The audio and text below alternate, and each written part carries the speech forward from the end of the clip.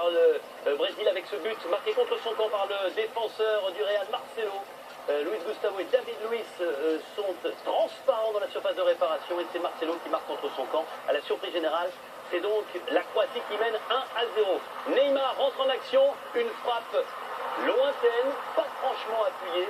Une première erreur, semble-t-il, du gardien croate. On va revoir ça au ralenti. Il se balade, il frappe du gauche, le ballon touche le poteau et à la 29e minute, un but partout. On est en deuxième période à présent et vous allez le voir, dans la surface de réparation, Fred s'écroule.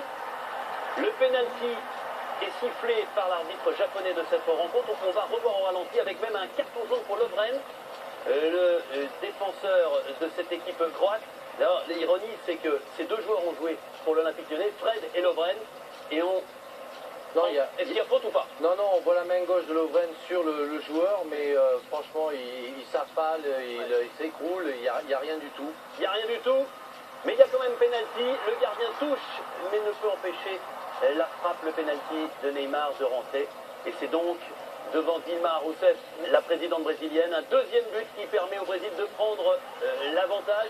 Là, nouveau point litigieux. Est-ce qu'il y a charge irrégulière de Olic sur le gardien brésilien? Non, on voit bien que le gardien manque la balle et la balle est en l'air. Olic détourne et il n'y a absolument pas faute.